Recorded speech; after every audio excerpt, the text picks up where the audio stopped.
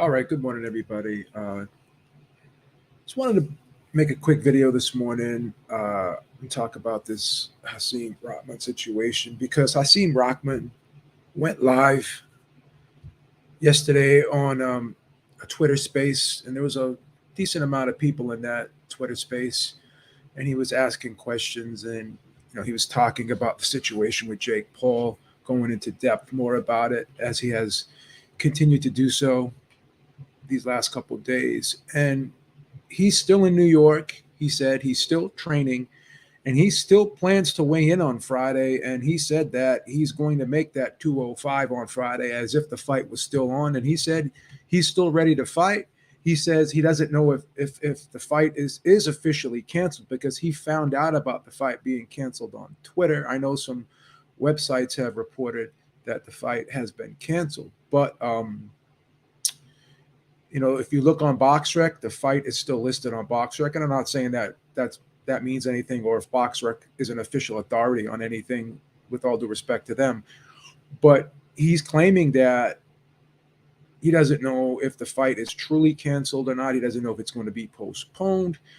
Uh, Again, the only information he got about the fight not going forth is from Twitter, he said. So he's saying he is going to weigh in. He's going to record the weigh-in, and he's going to prove to Jake Paul and all of the people questioning whether or not he had the intention to make weight. He's saying he's going to make that 205 pounds that the commission had requested that he do, right?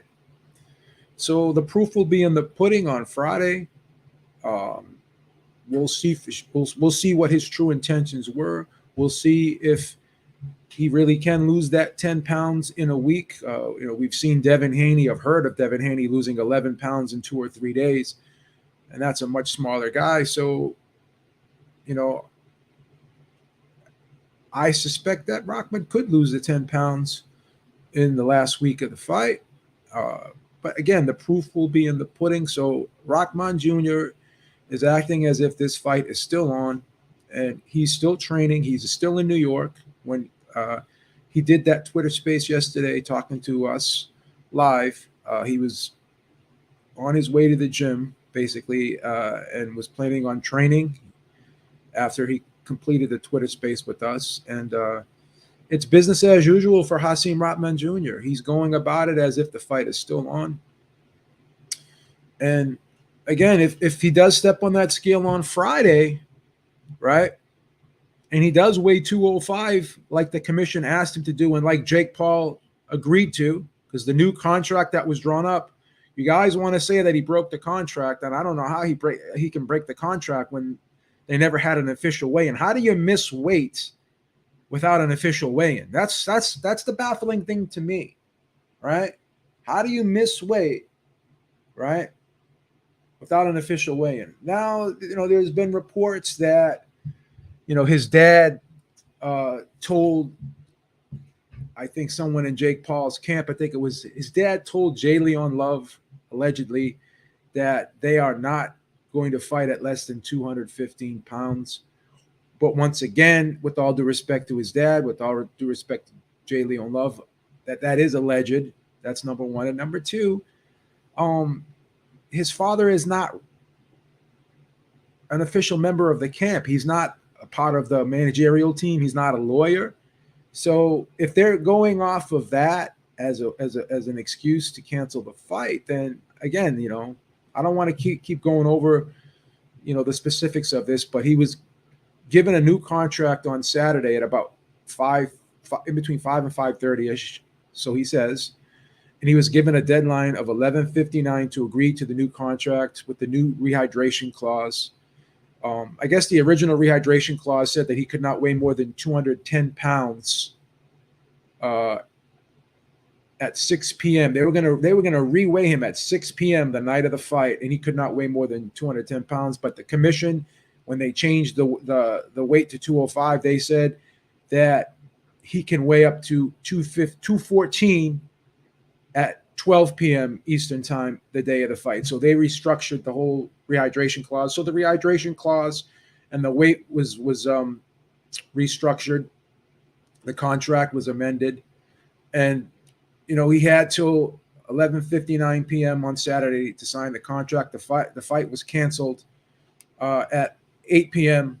on Saturday, so he still had 3 hours left on the deadline to agree to the contract. And you're hearing people come out saying he broke the contract. He didn't live up to his deal. He didn't do what he was supposed to do. But again, he wasn't allowed the time to go over the contract with his team, have his lawyers and his managerial team look at the contract, and he wasn't given the full time that was allotted to him to make the decision.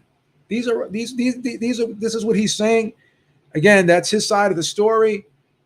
It sounds like it makes sense to me. I've usually when you get a contract, you're given a ample time to allow your team to go over. We've seen even when Eddie Hearn had talked about negotiating fights with Joshua, and even when that whole Joshua Fury thing was going on, he was saying that it takes time to review these contracts and go over all this stuff. It doesn't take 3 hours. So if he's getting this stuff, in between 5 and 5:30 ish, allegedly, and then the fight's canceled 3 hours later, you have to ask yourself: is 3 hours enough time to go over the contract? I mean, a contract for a fight isn't just one sheet of paper. There's a lot of moving parts there. So again, from what he said, the commission had said that they wanted the fight at 205, and the rehydration clause was 214 pounds, and the second day weigh-in was going to be at 12 p.m. Eastern time instead of 6 p.m. Eastern time. So I mean, that original contract was ridiculous. I know he agreed to it, but it was ridiculous. But the proof will be in the pudding on Friday when he does step on the scale, and we're going to see if he actually can make the 205, and if he was serious the whole time about making the 205. Right? We'll see. We'll see.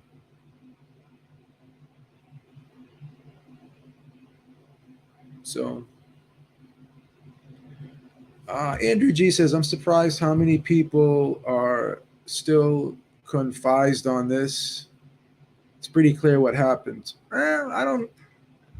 Is it really pretty clear what happened? I mean, there's always two sides to a story.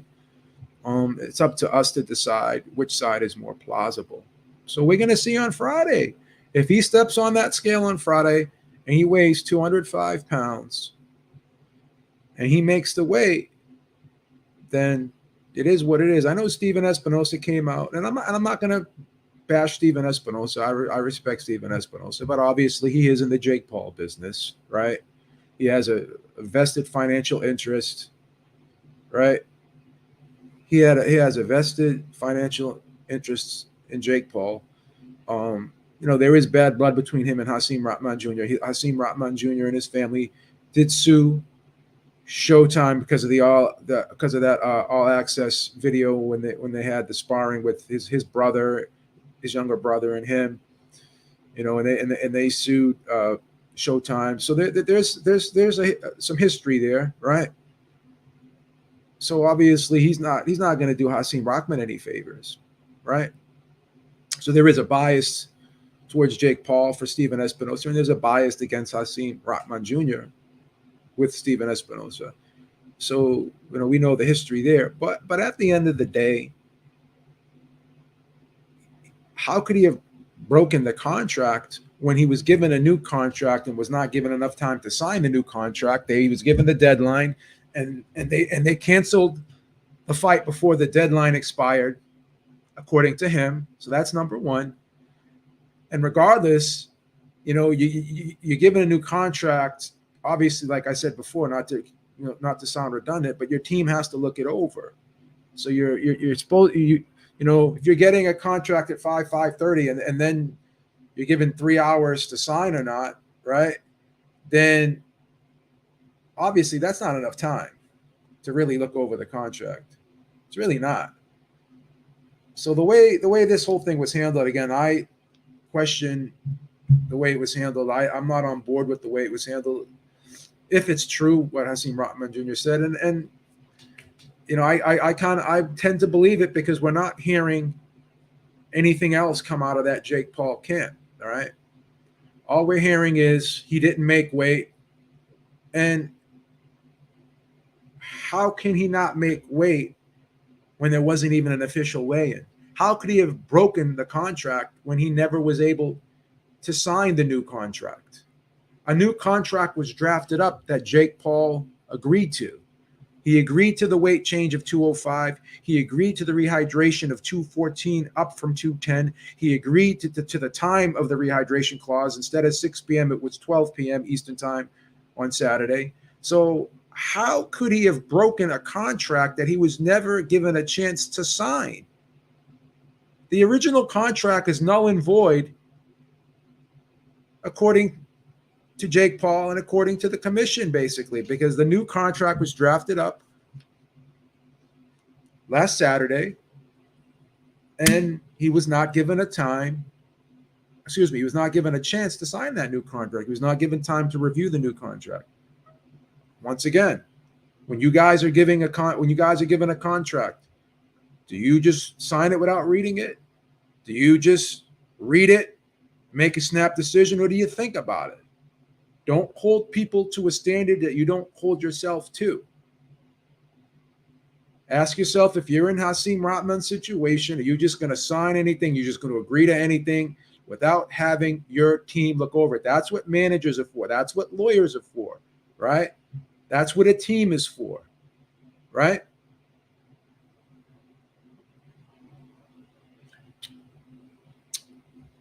I reached out to Hasim Rahman Jr.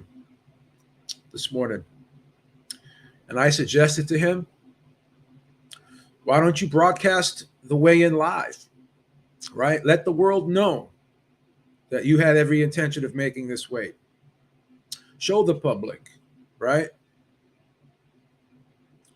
Show the public that you had every intention of making this weight. Like I said, he's in New York still training. Jake Paul's in Florida right now partying. That just shows you what's up right now, right? That just shows you what's up right now. And now Jake Paul is talking about Conor McGregor, right? So is that what he really wanted, right? And Andrew G, I mean, there could be some truth to what you're saying. Was there an issue of them not selling tickets, and was there a concern of them not being able to sell pay-per-views? Was there, again, Jake Paul was the promoter, not only the fighter of this event, but the promoter, right? Maybe his team was saying to him, "Hey man, we're going to take a bath on this. We need to try to pull the plug on this." Maybe this was a financial thing. I'm not ruling that out. I'm not stupid. Or at least I think I'm not stupid.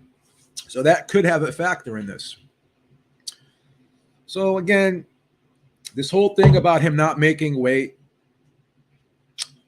How do you not make weight without an official weigh-in? I'm going to repeat that. I'm going to keep saying that, right? When have you ever seen a fight canceled a week out for a fighter not making weight without even having a weigh-in? So is this going to be a new precedent where a fighter can get penalized for not making weight without even stepping on a scale before proving that he could or could not make the weight? Does that even make sense? Let's be honest. Does that make sense in a normal world? Does that make sense? They're going to cancel a fight for a fighter missing weight, and then they're going to draft a new contract on Saturday, right? They're going to draft a new contract on Saturday. They agreed to the weight change, right? They agreed to the new rehydration clause, and they drafted a new contract, and they gave him about 6 or 7 hours to agree to the deal. And then 3 hours, 2.5 to 3 hours after giving him the contract, they go ahead and cancel the fight without that full 6 to 7 hours expiring, without that deadline officially expiring. So who jumped the gun here? And then they came out and they said that he pulled out of the fight when they were the ones that canceled the event without even hearing from him, without even getting a yes or no answer from him. Right? Let's put two and two together, man. You know, I had no problem with Jake Paul doing what he was doing. A lot of people were criticizing him, saying this is a sideshow. He's not a real boxer. I had no. Yeah, if he has every right to do what he was doing by entering the sport of boxing. I have no problem with Jake Paul doing that. I didn't think he was bad for boxing at all. I did think, and I still think he does bring a lot of eyes to the sport, right? I do think he brings a lot of eyes to the sport, a lot of attention to the sport, right? He only has 5 fights, doesn't have an extensive amateur career. I'm not here to bash Jake Paul for what he's doing in terms of trying to, attempting to be a professional boxer, and he's doing the work. I'm sure he's training. He's making every effort to do the best job he can and be the best fighter he can be.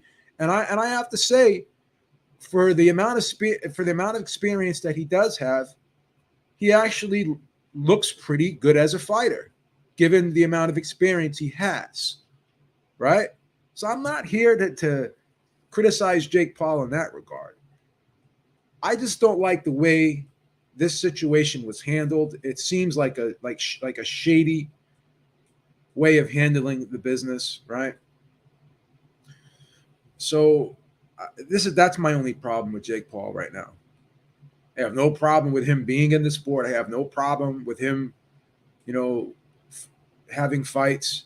And if he wants to put these weight clauses and these rehydration clauses in the fights, I'm not a big fan of it, but he's not the only fighter to have done that. There have been catch weights in fights before. There have been rehydration clauses in fights before. The IBF even has a rule that the next day you can't weigh more than 10 pounds the morning of the fight over the weight limit. So again, even though I'm not a fan of it, right? Even though I think the contract was kind of nefarious, it was bullshit. There was nothing illegal about what he did, right? Whether I don't agree with it or not, that's just an opinion. But he didn't technically do anything wrong. And Hasim Rahman did agree to it. But once again, there was a penalty in place. If Hasim Rahman was to be over, he could pay the penalty, and they could fine him up until him bare minimum. He had to be paid $5,000. So essentially, they could have taken $245,000 off his $250,000 purse and pay him the bare minimum of $5,000. So even if he was to go over the weight limit, there was nothing in the contract that said if he did go over the weight limit that the fight would be canceled, right? That's why the penalty was in place, right? And maybe they said to themselves, well, he's going to make weight because he's not going to want to have to lose the money. But maybe he was willing to fight for $5,000 just for the exposure and just for the fact that if he did win, his future opportunities would be so much greater because of beating Jake Paul, right?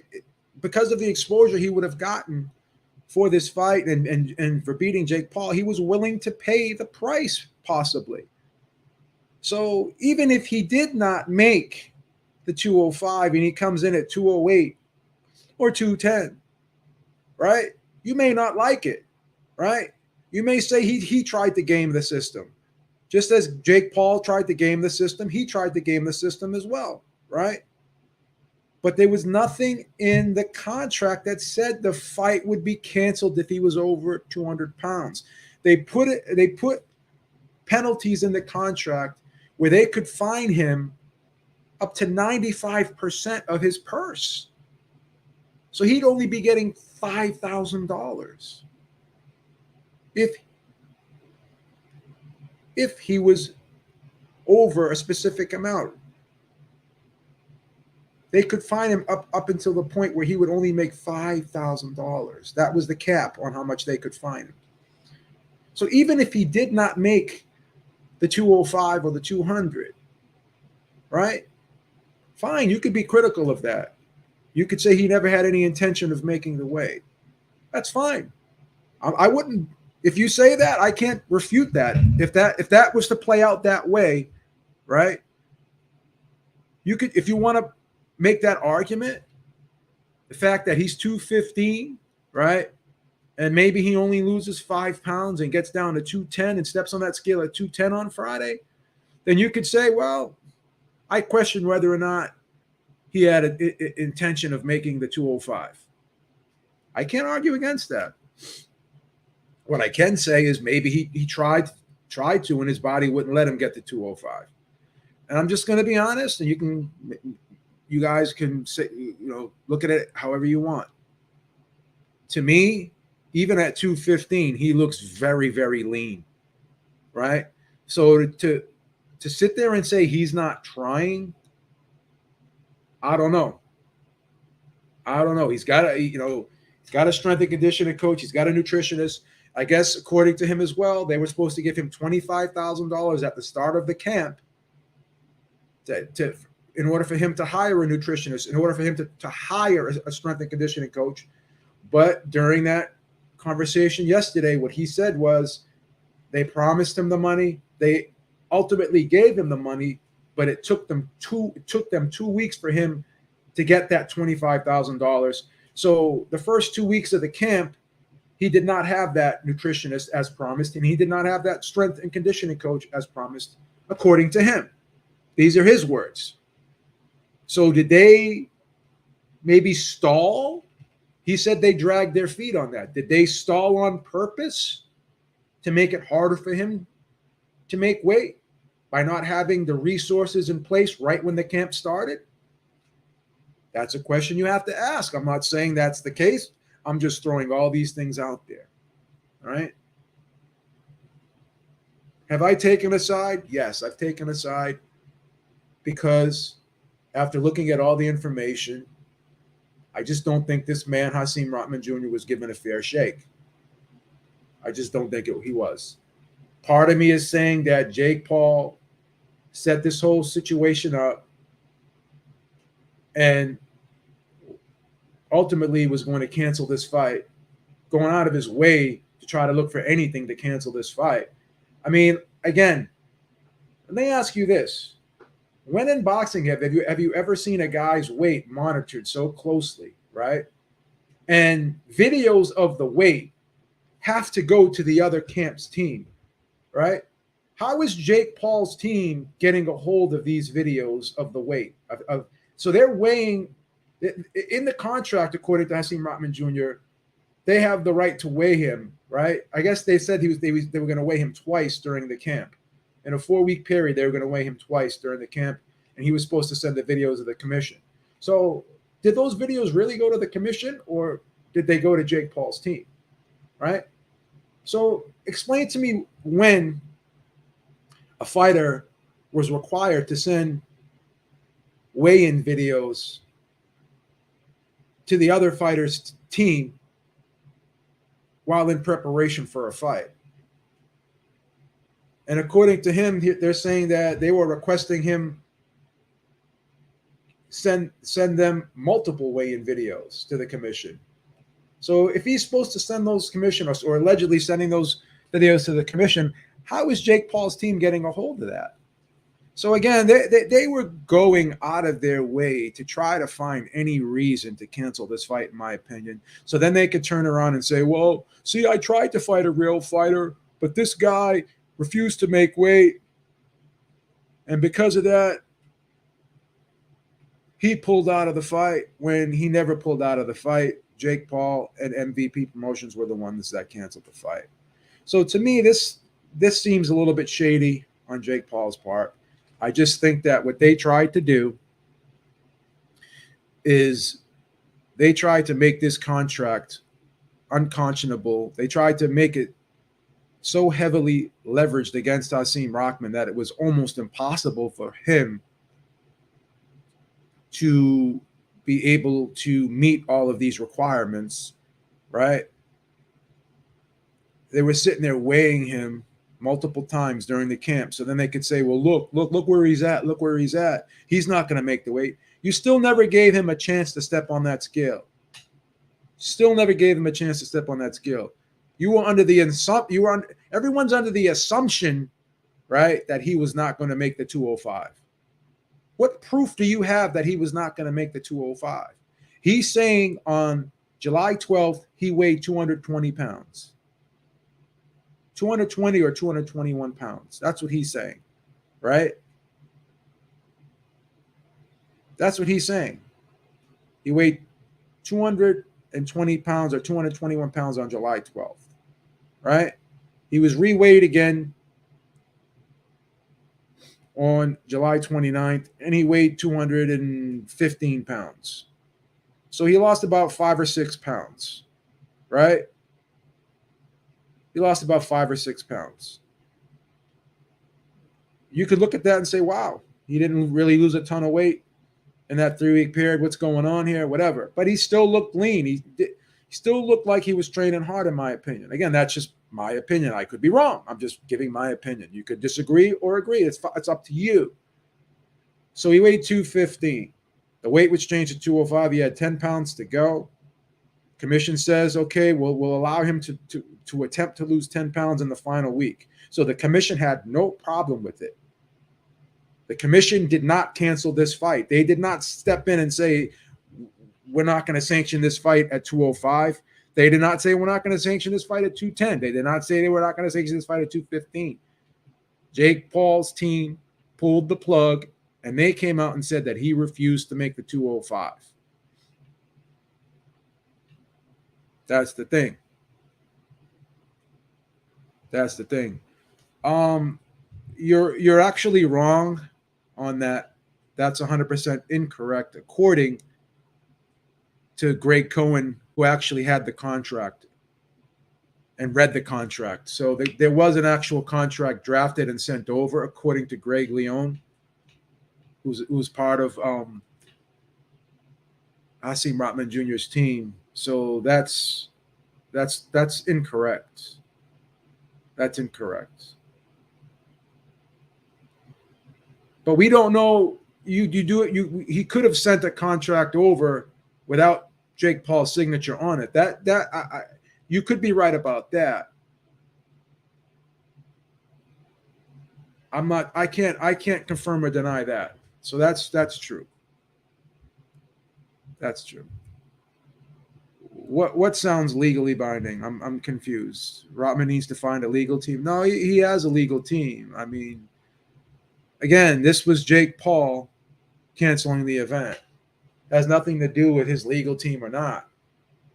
His legal team was doing their job by reviewing the contract within the allotted time given to them. But the allotted time was nowhere near expired yet before the plug was pulled on the fight. So it is what it is. It is what it is. So I'm looking forward to Hasim Rahman stepping on that scale on Friday. And if he does come in at 205, then we'll know for sure if he had every intention of trying to make that weight.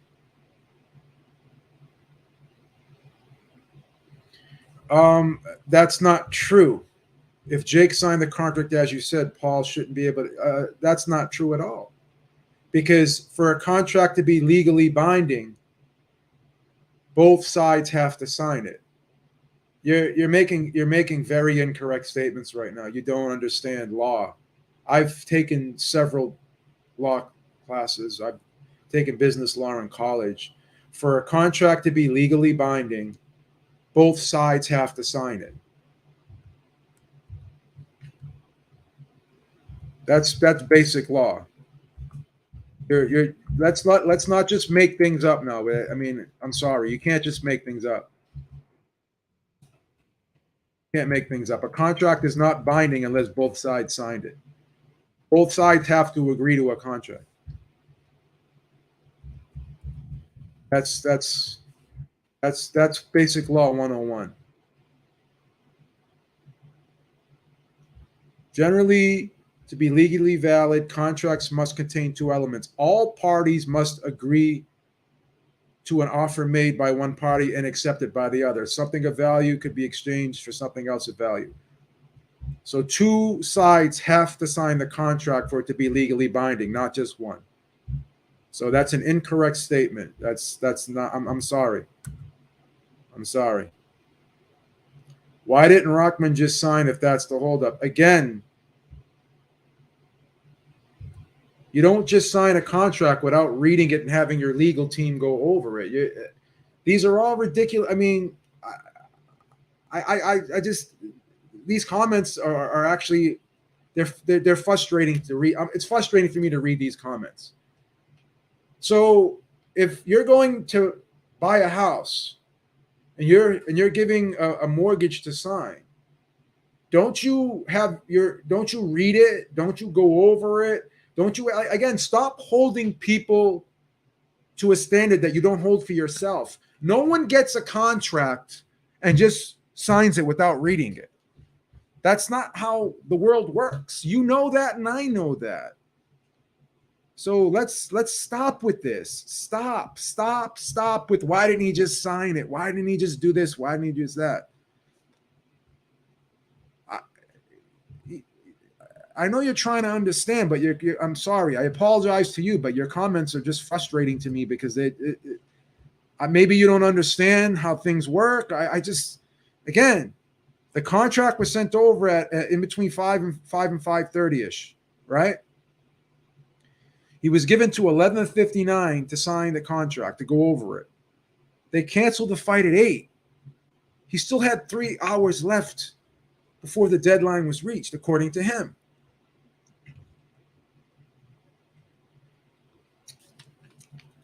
So everyone that's saying, let's just sign it, no one does that. You wouldn't do it. If you were given a contract, you would not sign it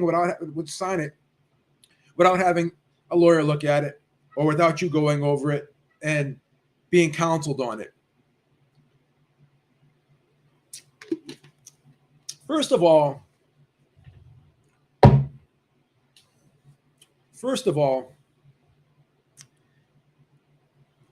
you have to have, or you don't have to, but it would be stupid to sign a contract without having a lawyer look it over, because a lawyer will review the contract to make sure that it's legally binding or not. Right? So for someone to just sign a contract without having their legal team look it over, that would be a ridiculous thing to do. That's it. That's it. What if someone asked me? I did not contract the commission. I'll probably try to do that today.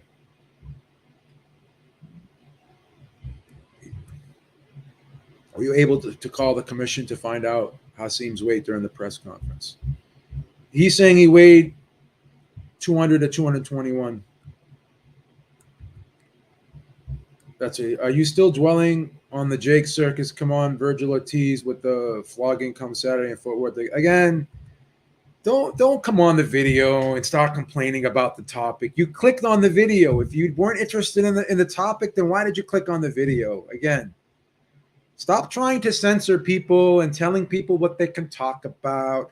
Because if you're taking the effort and using the oxygen in the air that you breathe to mouth the words, why are you still talking about a specific topic? My response to that is going to be, why do you care that I'm still talking about the topic? If you don't like what I'm talking about, you're not interested in what I'm talking about, then don't click on the video. Just move on. There's a lot of things. There's ballet events going on right now that I have no interest in. Do I sit there and click on videos about ballet and say, why are you guys showing this ballet. I have no interest in it. No, I just don't click on it. Don't come on here and tell people what they can talk about, what they can't talk about. A lawyer won't be able to do anything. What do you mean? Like, what does that even mean? Again, a lawyer is there to advise a client on whether or not they should sign a contract or not. And they're looking at a contract and trying to determine if that contract is binding or not. Because if you signed a contract that appears to not be binding in a court of law, then you have no leg to stand on if that contract is not enforced. Again, we can't have these conversations. We can't have these conversations with people who just don't know what they're talking about. I'm sorry. I'm not trying to sound condescending, but these are ridiculous comments. These are just ridiculous comments. Why are you wasting oxygen and Jane? Again, why are you here clicking on the video? Why are you wasting your time telling me that I'm wasting my time? Just don't click on the video. Why? I don't want people watching this video who aren't interested in the topic. If I'm not interested in a topic, like there's videos on here about kids making slime. I'm not interested in the topic. So guess what? I don't click on the video. I don't go on the video and click and leave a comment. Why are you making slime? It's stupid to make slime. Just don't click on the video.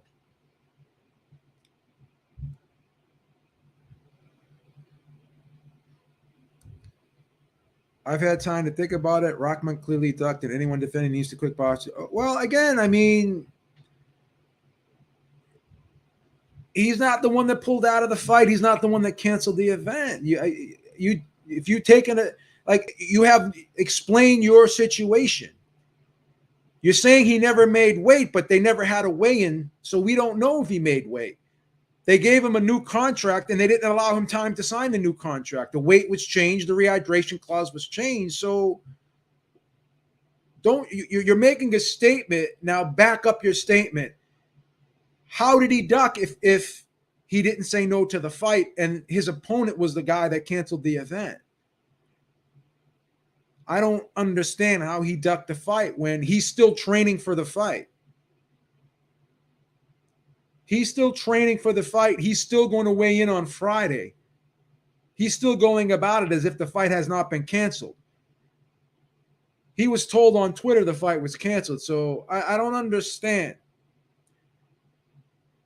He purposely wanted to come in at heavyweight. Well, again, we still have to see what he's going to come in at on Friday. We have to find that out. We have to find that out.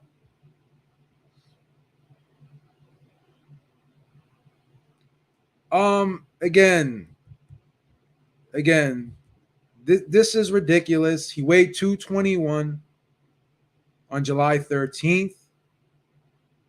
3 weeks later, he was 215. He lost 6 pounds, right? He had 10 pounds to lose in a week. Now you can argue that you don't think he would have lost 10 pounds in a week if he only lost 6 pounds in 3 weeks. If that's your argument, then that's a fair argument. That's fine. But once again, all of this is based off of assumption. You never gave him the opportunity because there was never even a weigh-in. A fight was canceled based off of assumption that he would not make 205. And then in the contract, even if he did not make 205, you would fine him 25% for every pound over, right? So if he weighed 210, right, you would fine him $25,000 for every pound over. So then he would lose $100,000, and then his purse would be only $150,000. That's what the contract never said. The fight is canceled if he's over 205. It says he would pay a penalty. So again, he didn't break the contract. That's not what the contract said. There's nowhere. Okay, that's your opinion. He never said that he was never going to make weight. But it was it's safe to assume that he was never going to make 200. I don't think he was going to make 200, but he did. But the weight was changed to 205. Do I think he's going to make 205? I think he can make 205. I think he can make 205. You can disagree with me on that, but you can't say he missed weight without having an official weigh-in. That you have to understand that doesn't make sense when you say that. And you can't say that he broke the contract. You can say he didn't make the agreed 205. If he steps on the scale on Friday and doesn't weigh 205 and he's over, then you have every right to say, well, I question whether he had the intention to make 205. That's a fair statement. You can say that he didn't meet the agreed 205. But you can't say he broke the contract if there was verbiage in the contract that said he would be fined 25%. So if he steps on the scale at 210 and he pays the $100,000 penalty as stated in the contract, then he didn't break the contract. That's all I'm saying. That's all I'm saying. I'm looking at this in terms of legality here. You're saying he broke a contract that he did not break because you're saying he didn't make weight, but he didn't step on a scale for an official weigh-in. Everything is based off of woulda, coulda, shoulda. That is not how you enforce a contract. You can't sue someone for breaking a contract and go to the court and say, well, I don't think he's going to. I don't think he has any intention of enforcing this contract without him officially breaking the contract. You can't say he broke a contract when it doesn't say in the contract that if he's over, the fight is canceled. That's not in the contract. You put the penalties in there because you knew there was a chance that he would be over the 200 pounds.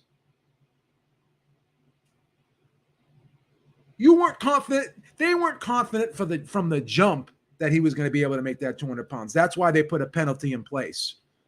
So that's on them. Yeah, I want to see this fight. I want to see Jake Paul fight a real fighter. Yes, I want to see this fight. If I'm being honest. If I'm being honest, yes, I want to see the fight. No, I'm not talking about your comment, Drew. There's a lot of you and I are in total agreement with this whole situation. I'm talking about all these other guys on here. Keep saying that he broke the contract, he didn't make weight when there wasn't even a weigh-in, and there's nothing in the contract that said the fight will be canceled if he doesn't make weight.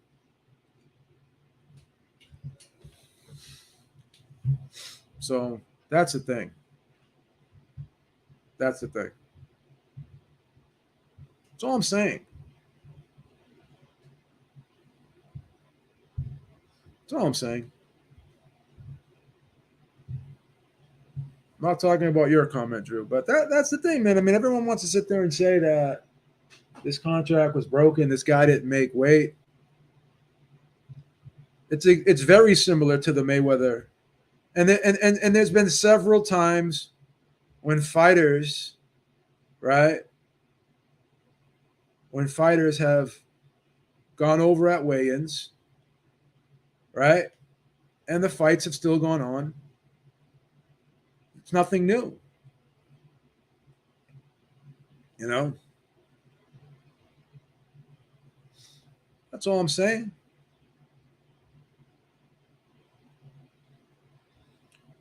Well, according to Sarah Fina, who's in Devin Haney's camp, I think she's part of the media team, if I'm not mistaken. Correct me if I'm wrong, Sarah. She said Devin Haney lost 11 pounds, I think, in 2 or 3 days for the Kambosos fight. And this guy's a lightweight. So to sit there, and here's the argument. I'm going to make an argument for you. Right? And this is just, again, this is my opinion. This is not fact. He's saying he weighed 221 pounds on July 13th, the day of the press conference, right? So the problem with people are having is they're saying, why did he only, if that's the case, which I believe that because he looked about 220, 221 pounds. Maestro Boxer, shout out to him. He was there and he said, yeah, he looked about 220, 221 pounds on July 13th. So I don't think he weighed 216 on July 7th. That's just my opinion. I'm not saying that I'm right or I'm wrong. That's just my opinion. I don't think he weighed 216 on July 7th. I just don't think he did. So if he weighs 221 on July 13th, and then July 29th, he comes down to 215, and say he loses 6 pounds. You're saying, oh, Beeb, he only lost 6 pounds in 3 weeks. How's he going to lose 10 the final week of the fight? You know what my response to that is? Maybe during training, during the intense training and preparation to get ready for this fight, because usually the first couple weeks are the most intense weeks of the camp. Maybe he said, I don't want to lose the weight too quick because I want to have the strength and energy for my training. The final week where I'm not really doing a lot of training, then I could probably just do extensive cardio work and restrict my calories more so than earlier in the camp, right? So during the early weeks of the camp, when I'm engaging in the intense training, maybe I'm going to eat a little more calories and I'm not going to lose as much in the beginning of camp, so I have the strength and energy to do the strength and conditioning. And as we start to taper down, the last week where there's not a lot of heavy training, I'll do some slow, steady state cardio, right, and cut my calories more, and then I'll lose the majority of the weight towards the end of the camp and not towards the beginning of the camp, because the camp was only 4 weeks, right? It's only 4 weeks. So if he loses a ton of weight in the beginning of the camp and he's weak and he can't go through with that, with the training and the sparring because he's so depleted in the beginning of the camp, maybe he said to himself, I want to lose the weight slowly in the beginning, and then at the end, I'll try to lose that last 10 pounds of water. I don't want to dehydrate myself in the beginning of the camp and not have a good training camp. Maybe that was the plan. Again, this is all opinion based. Not saying it's factual.